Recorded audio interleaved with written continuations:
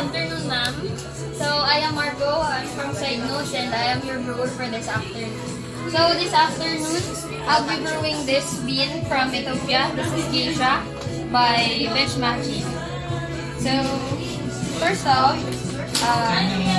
let's appreciate the fragrance of this coffee bean. Yung coffee, yung bean pa lang siya, yung buo pa lang.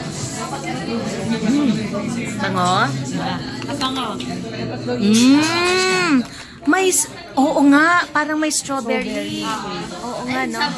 Ay, sorry. Psychological daw na. Psychological na, inuwi nga amoy strawberry. So, pag amoy niya, ito yung strawberry. So, shush lang. Sushi lang. Sige.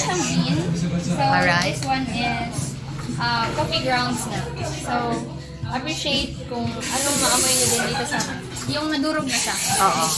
So, iba rin ang taste, ang fragrance ng whole bean sa ground? Yes, ma'am. Okay. Oo nga. Medyo naiba sa akin. Sige po. Pero I cannot describe it. Sa roast down nila, ang taste notes ito is meron siyang passion fruit, strawberry, grapes, and then mango and fruit wine. So, our barista is Margo. And by the way, Margo used to be our student. O, diba? From MSU. Nagkakalat ang mga MSU1 sa buong Jensa. So, this is Side Notes. Ang dami nyo rin ano. Are those for sale? No, ma'am. Those are vessels na ginagamit ko sa pour-over. Yung dito na siya.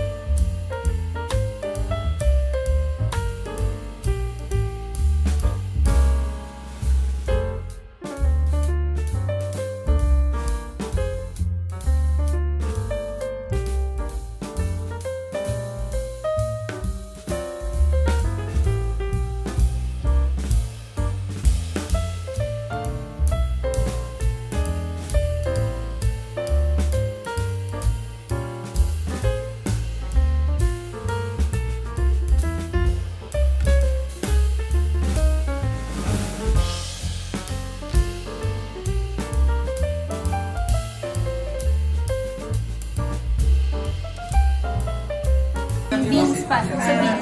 Whole beans, so strawberry siya. Tapos nung nag-ground na parang mas passion na fruit. Dating sa akin. Talaga?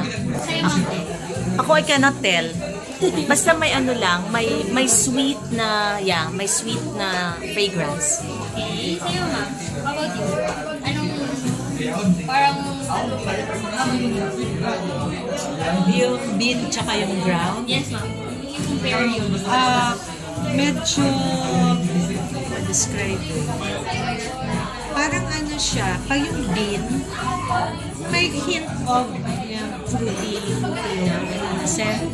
Pero sa ground, parang hindi na siya hint. Oo. Yes. She has the right words. Parang ngayon ako na yung papasok. Oo. Okay, so first off, I am using 92 degrees Celsius of water. So, 92 degrees ang aking tubig. Then, ang grind size ko is 4. Size 4 sa fellow grinder. Fellow grinder is used lang para sa mga specialty coffee.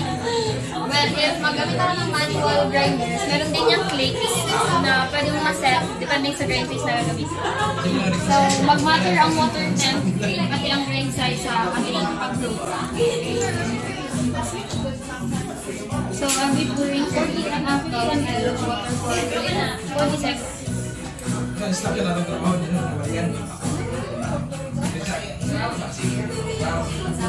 May timer ka. Yes. Diba? Mga quality. It's such an art and a science. There is science in what you're doing. Diba? So, as you look closely, here, ma'am, sa coffee bed natin, meron yung makita na bubbles.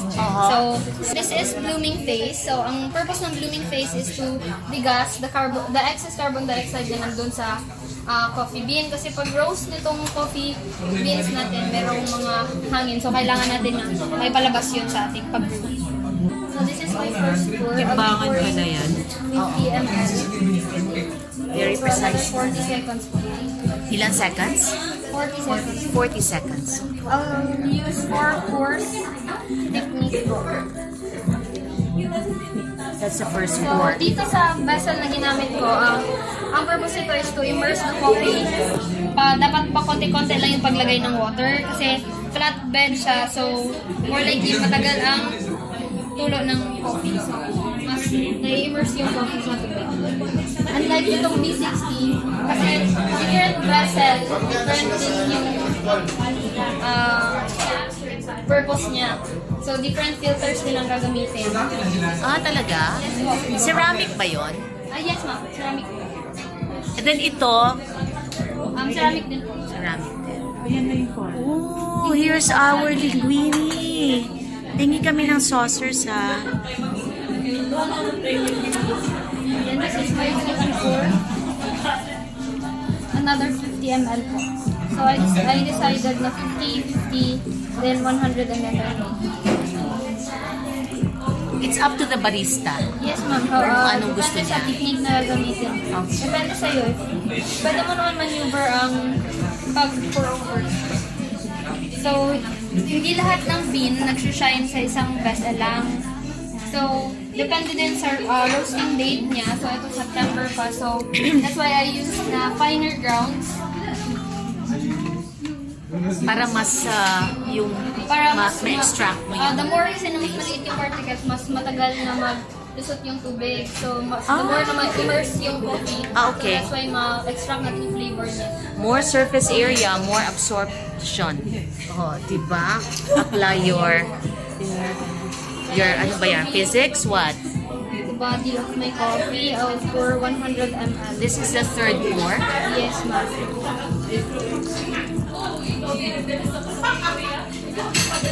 So,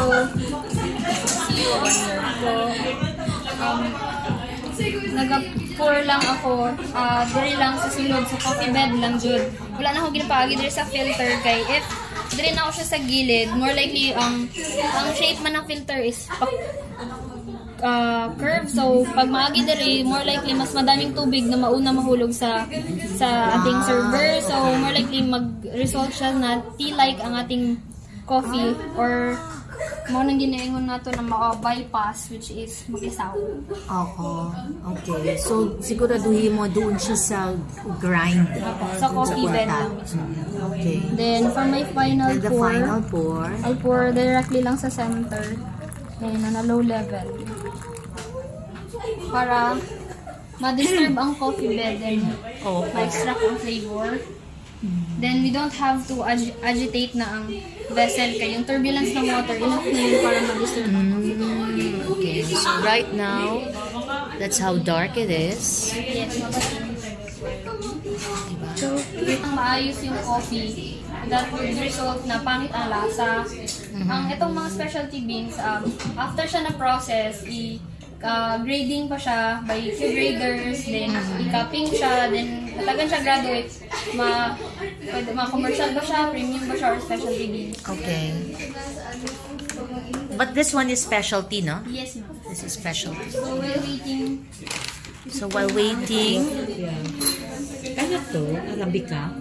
yes, ma'am. yeah, oo. That's like medium roasted po. So, you are also warming up the drinking cups? Ano? Ceramic din yung Ceramic din. cups. Kasi ceramic mo, create siya ng heat. So, Okay. para So, here is our fish and chips. Nacho. Wow. This is dinner na. Sabyat. Okay, that's our cup. Ay, yung egg coffee, yung may... Alam ko malinis yun. Nacho. Kasi may isa pa tayo. Ano nga, yung brown. Ay, brownie na lang pala. So this is a presentation. Our coffee, our pour-over coffee is here. And we have this nice little demi-tasse cups. Can you consider this as demi-tasse cups? Anong tawag dyan? demitas. Maliliit. Yung maliliit. Pero Pang yun, sikwate. meron kasi siyang May handle yun eh. Parang sabi ka. Ito talagang coffee cup ito. Ano ma'am, para siya sa tea. Yun and then. There's a way of drinking kasi yung pour over. That's why Di pa dapat dinadaan dito. Yes ma'am, how would you know? Tinuro yan ni ano. Seryado? Hindi, ni Sir Arn.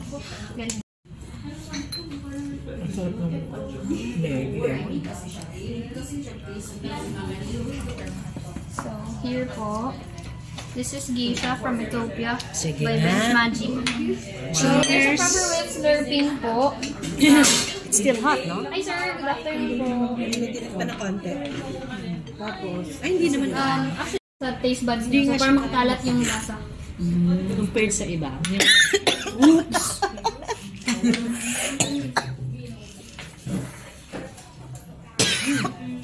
Ginanon ko kasi. Yes, ma'am. Masarap. So, kapag fruity, more likely, ano siya, Ang sarap niya. maasim. Even sa tea, Maasim-asim. maasim-asim Hindi talaga. ko siya yung typical coffee flavor. Oh, okay. Cheers muna. Cheers tayo! Ayan, perfect. Wala ko yung frap, ma'am. Linguine with sun-dried tomatoes. 10 over 10. Then we'll try this fish and chips and their brownie. Mike Cortado. Look at that. How pretty. Nice. In the meantime, the fish and chips is almost gone. Brownie is just waiting to be finished. And inubos na ang linguine. All done. Kunaon ang video. This is creme brulee with marshmallow, and this was flamed right before our eyes. Unfortunately, hindi ko po na-video. But anyway, the final product is this. Look. As they say, good coffee takes time. Yeah.